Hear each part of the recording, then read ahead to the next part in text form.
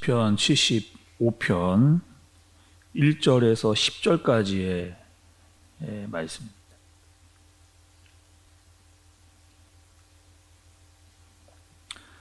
하나님이여, 우리가 주께 감사하고 감사함은 주의 이름이 가까움이라. 사람들이 주의 기이한 일들을 전파하나이다. 주의 말씀이 내가 정한 기약이 이르면 내가 바르게 심판하리니. 땅의 기둥은 내가 세웠거니와 땅과 그 모든 주민이 소멸되리라 하시도다. 셀라. 내가 오만한 자들에게 오만하게 행하지 말라 하며 악인들에게 뿔을 들지 말라 하였노니.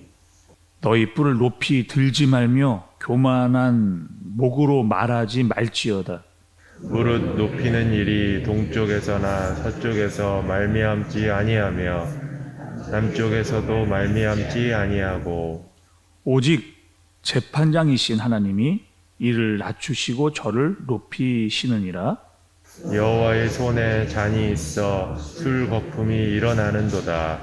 속에 섞은 것이 가득한 그 잔을 하나님이 쏟아내시나니 실로 그 찌꺼기까지도 땅의 모든 악인이 기울여 마시리로다.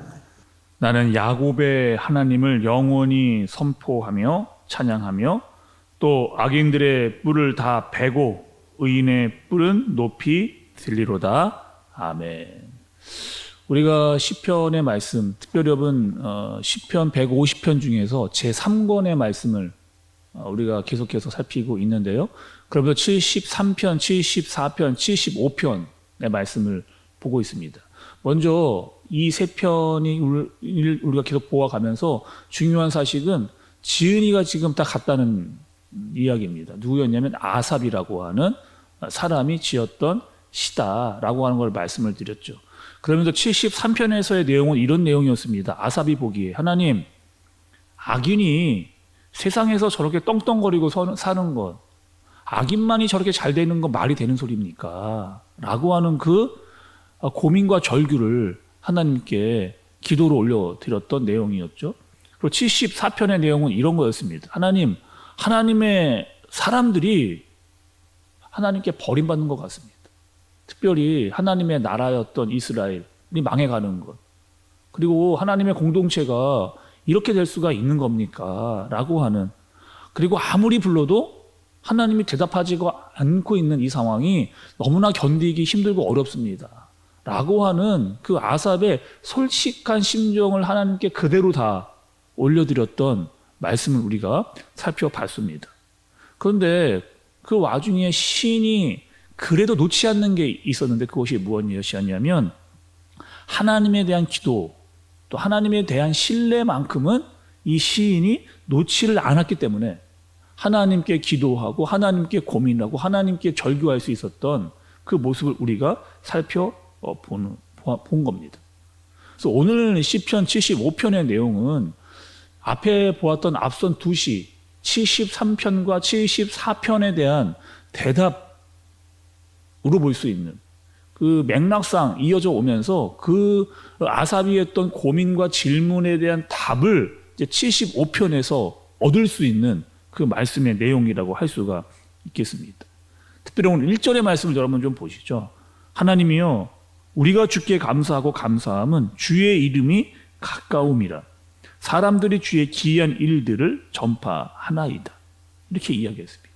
지금 아삽이 감사를 하고 있는데요. 그 감사의 이유가 무엇이냐면 1절 우리 중반부터 좀 보면 주의 이름이 가까웠다. 이렇게 이야기를 하고 있습니다. 그러니까 지금 아삽이 문제가 다 사라진 게 아닙니다. 지금.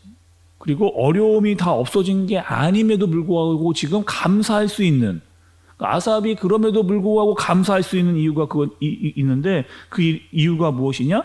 주의 이름이 가까웠다는. 이게 무슨 의미냐? 여기서의 주의 이름이라고 하는 것은 이런 의미가 있습니다. 하나님의 인격과 하나님의 임재, 그리고 하나님의 언약과 신뢰가, 또 하나님께 사실 그 모두한 그 기이한 일들이 나타날 날들이 가까이 왔다.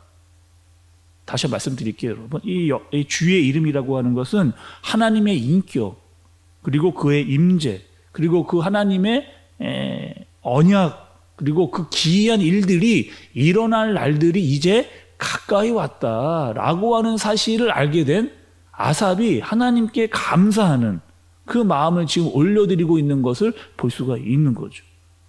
또 여러분, 그러면 2절의 말씀을 좀 보겠습니다.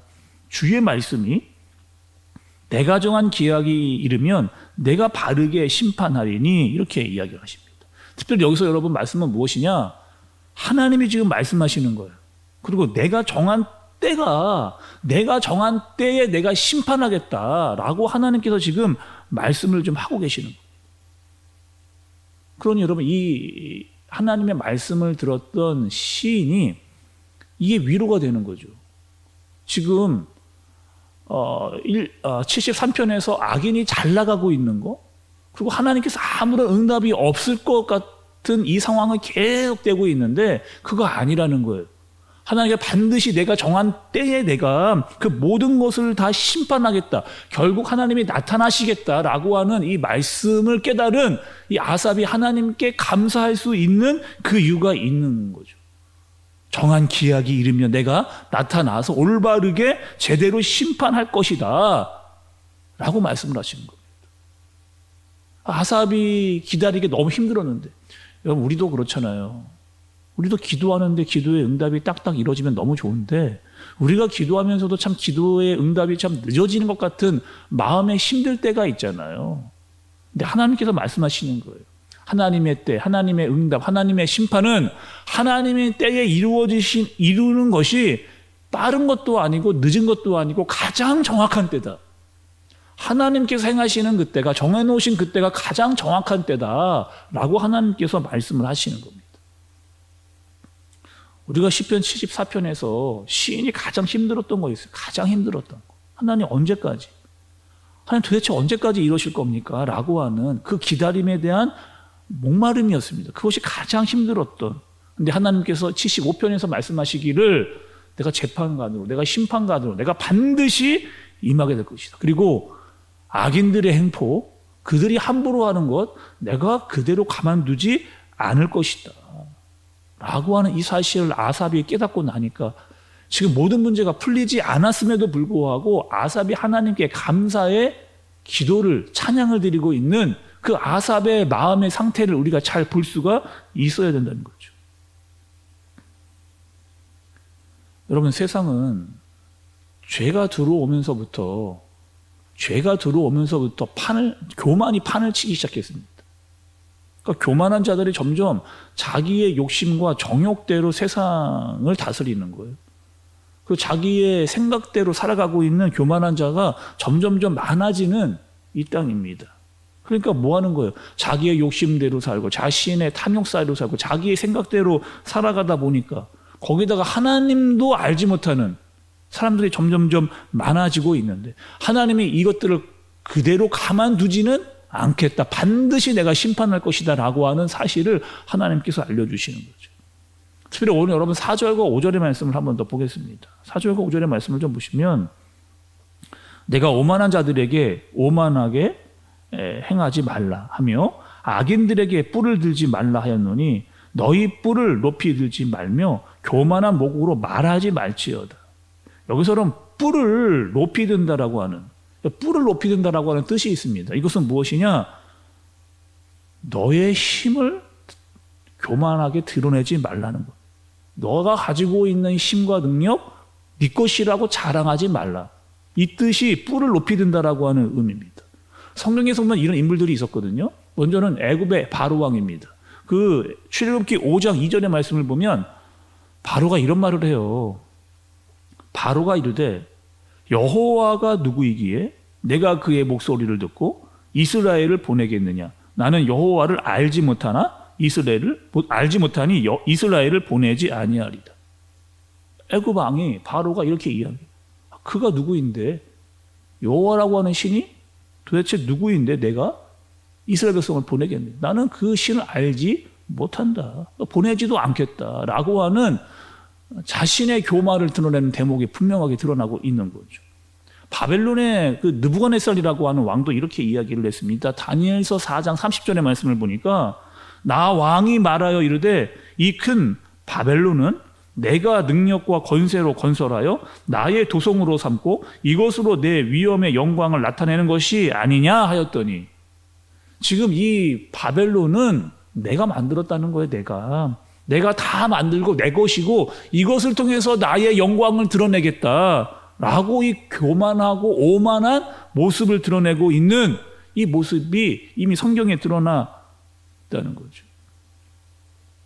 그리고 애굽 왕 바로도 그렇고 바벨론의 느부갓네살 왕도 그렇고 다 그들은 하나님 앞에서 망했다는 겁니다. 하나님이 그들을 그냥 두지 않았다는 것, 심판 앞에 엎드렸다라고 하는 사실을 하나님께서 성경의 역사 속에 분명하게 기록해 놓았다는 거죠.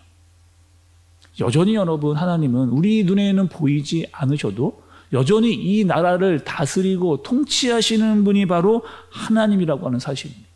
자연을 통해서, 우리가 하나님께서 만들어 놓으신 천지 만물을 통해서 하나님의 섭리가 어떻게 돌아가는지를 하나님께서 보여주셨고, 또 교만한 자들이 어떻게 무너지는가를 하나님께서 이미 보여주셨던 이 사실을 너희는 잊지 말아라 라고 하는 사실을 하나님께서 말씀을 하시는 거죠.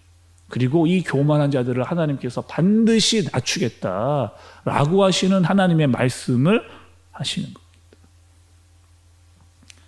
여러분, 우리는 하나님을 믿는 사람들이잖아요. 특별히 우리는 그리스도인들입니다. 우리가 잊지 말아야 할 것이 있어요. 그것이 무엇이냐? 우리는 하나님의 심판이 있다라고 하는 사실을 잊지 않고 살아가는 사람들입니다. 함부로 살 수 없어요.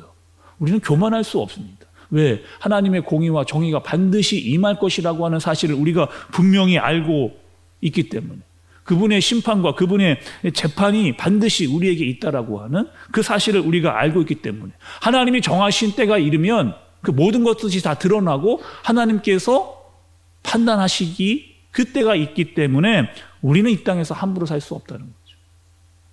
때로는 교만한 자들이 이 땅에 있는 것을 보면서 힘들어할 수 있습니다. 근데 견뎌낼 수 있는 이유가 있어요. 왜? 하나님과 하나님의 때가 있다라고 하는 사실을 알기 때문입니다. 때로는 그들이 우리에게 힘든 것을 준다고 해도 인내하면서 저항할 수 있는 힘이 있어요. 왜? 하나님께서 우리와 함께 하신다라고 하는 믿음과 신뢰가 우리 안에 있기 때문이라는 거죠.